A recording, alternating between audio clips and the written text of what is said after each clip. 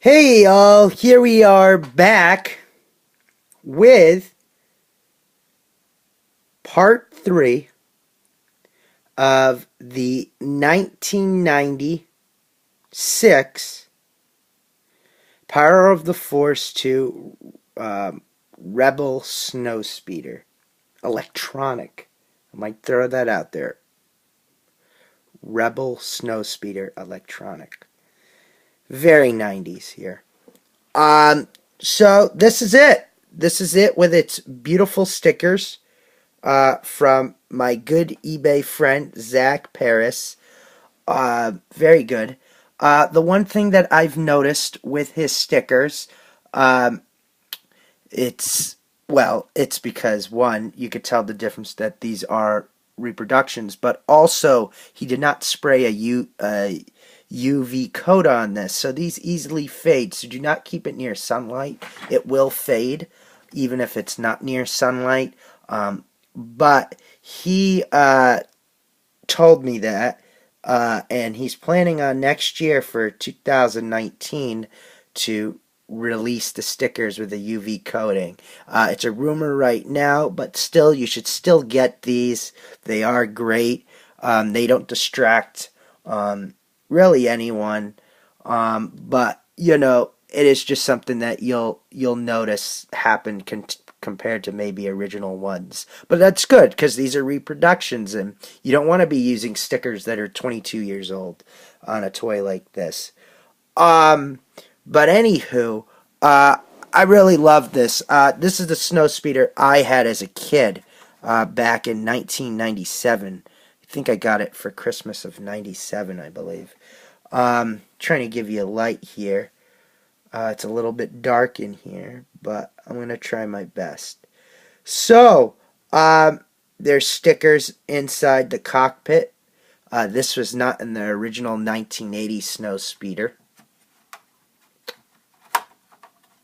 There wasn't even a sticker for the top hatch of the Snowspeeder for the 1980 version. This sticker was there. This top sticker was not there. A lot of the different stickers have changed in shape and size. I know for the 1980 version, stickers went here. I could even tell you. Here. Let's move over. Over here. There, but much different. Nothing along these panels. Stickers all across here, but much skinnier. You could see how these overlap. You could see the mold lines. The stickers would stay in between those. Here they overlap. These stickers were much different. They went on the sides right over here. Sorry if my finger's in the way here. And there are also stickers on these engines here, but I see them, but they're on this side instead of being over here. Or it's over there. No, it's over here. I think so. Yeah, it's over here. But yeah, and there is no sticker over here. Also, the mold was much more of a gray. This is more of like a creamish gray, like a cookies and cream gray, because they put battle damage lines and they mixed a little bits of paint within the plastic to give it more of a battle damaged feel. There were no battle damage lines on here. These were all painted on. The missile's completely different. The original one didn't just shoot. It didn't shoot. You just unwound it and you just tied it around your AT-AT, or Scout Walker, or whatever you wanted to do with it. These were there in the 1980 version. What else? Oh, these panels are not exposed. That is all new. And also there were stickers that went in these circles as well. So, I'm going to try my best to turn this around. Hold on. Let me get my iPad here, guys, as I do this for you. I don't want to drop the toy.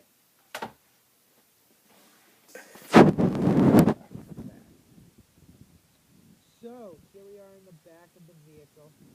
Sorry about the light. I'm really trying to work on that. Let's see here. Yeah, it's very dark. Oh man, I can't even get you light. I'm gonna try to get you light, guys. Hold on, let me put this down.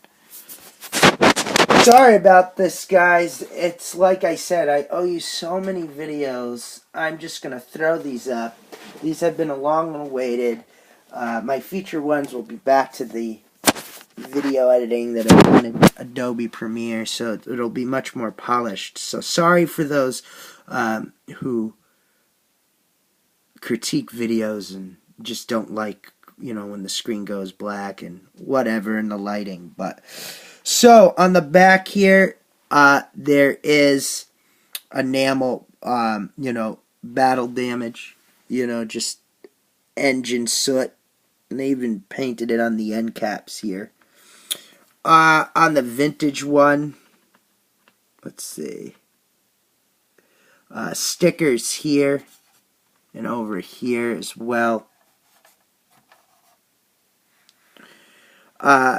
The harpoon block has stayed the same design, though, believe it or not. String's much different, much better. The original one is just old-fashioned string. It has it looks like rope, but it's string. What else is here? Oh, yes, this projectile shoots. And it's got a metal... a gold clasp, so you don't have to worry about it breaking or getting it tangled. You could still get it tangled, but that's if you're not careful. This harpoon block comes out, and we're putting down this iPad again. As I talk, I did mention in other videos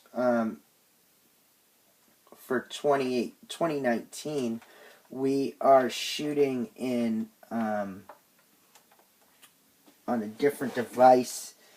This iPad is 6 years old now. It's hard to believe that it's that old. And we got an iPhone XR. I recently got an iPhone XR, so we will be shooting in that. So that'll be sometime in 2019. So here we go. I'll turn over the camera in a minute. I'm just cleaning some dust off here. Sorry about that, guys. Yep, I'm just cleaning some dust off here. So here we go.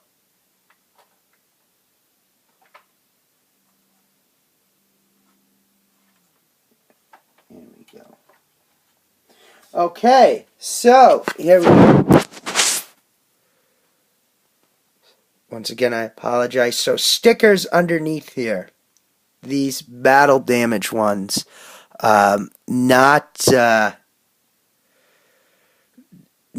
the Kenner 1980 version at all. Even the screws are different colors. They're black. This has not changed. The sculpting underneath here has not changed, except we actually have actual sound on this. The original one had a motor sound, so it didn't have speaker holes. And also, yeah, the stickers faded under here, and they weren't even in sunlight, so which is interesting. So yes, just letting you guys know that, but it doesn't distract you. I know this because I have the original stickers here, and whatnot, and I know, what Zach Paris told me. So, these are the battle sound buttons. I forget which ones do which. Oh, and we got this too. This is on the vintage one. Let's try it. Yep. So,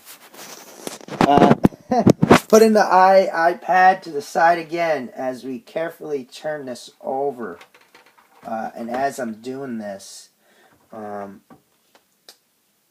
just tell you what I think about it. So I really like this vehicle. It's a classic vehicle. It's sad that around this time, Hasbro had merged with Kenner, or I think Tonka was still with them. I don't remember at this point, but I know by '97 Tonka was out of the picture, and Hasbro was with Kenner and helping them out. So I think they could have even been here. I know Kenner's offices were not in Cincinnati by this point. That's for sure. They were based out of Rhode Island. So yes, they were with. They were with Kenner at this point. So this is like the golden age of Kenner, of what I like to call it. So yes. The other thing you'll notice too when I pull back that is that this tips. The batteries make it tip. Like I said again, it's not an issue. Some people may think it's an issue. If you don't want it, just don't put the batteries in there. But we'll play the sounds. This is what I loved as a kid. Oh man, I even brought this out in the snow as a kid. Obviously not this one, but yes. Oh man, I'm trying to find where are the buttons. Oh my god. I had this as a kid. I can't even remember where the buttons are. Oh, they're on the other side. That's why. They're on the other side of the toy. So, here we go.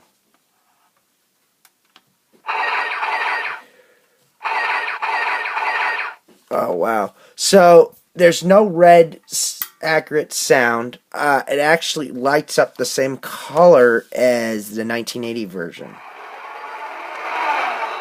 Okay, I just activated the flyby sound. We'll hear it again.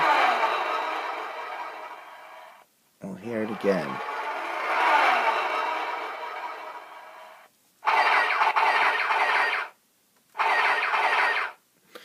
So, obviously,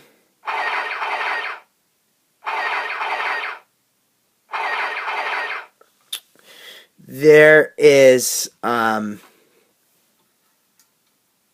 electronic sounds on this. You could hear it's from the movie. Also, the lights of the cannon still light up the same way. Also, these cannons are made much more sturdier than the 1980 version. It looks like they painted over this time. The 1980 version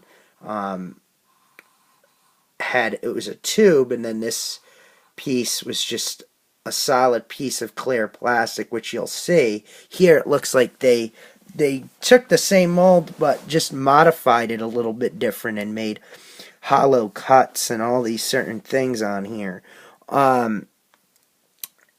But yeah, and I'm even noticing, I forgot, there's battle damage, if you can see it, on the cockpit. I'll try to, yeah, see here. Nope, not on that side, but yeah, so a lot has changed between 1996 and 1980. This was, at this time, the original Snowspeeder was 16 years old. You know, this is what you got in the 90s. And I loved this as a kid. I brought it out in the snow. I broke one of the laser cannons here, one of these guys. I think I tangled up my string. And I really loved this toy as a kid. And it still takes C batteries like the original one. And you just pop it open. Yeah, I just loved this as a kid. This was a really cool vehicle to have. And yeah, I think it still holds up, and honestly, I think it's the best Snowspeeder that we've gotten in modern times because it was the last one made that had electronic sounds. After this, everything just, got cheapened down. I don't even know if the next one even had a firing harpoon. I know the 2010 vintage collection version, which I had for a day and then sold it because I didn't like that only modern figures can fit in it and vintage figures could not. So I sold it, but it was the most accurate one to the 1980. Obviously, they made changes on it, but the plastic color was different. I don't think it had battle damage. I remember there were removable panels, but it had a completely different harpoon system, which I didn't really care for.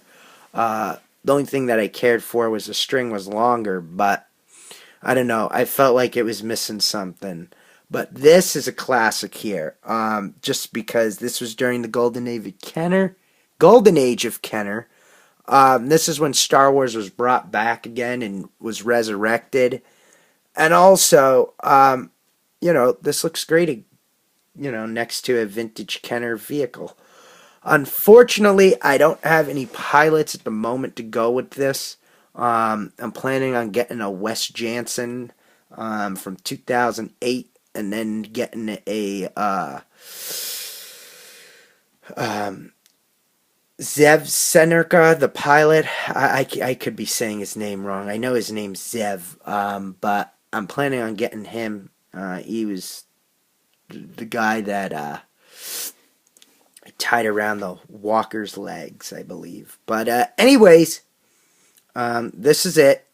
And we'll see you in part 4 with just the 1980 Snowspeeder. I couldn't do side by side. These are just very fragile, and I just didn't want to knock one over, and you know what I mean. But anyways, see you guys in part 4. Thank you.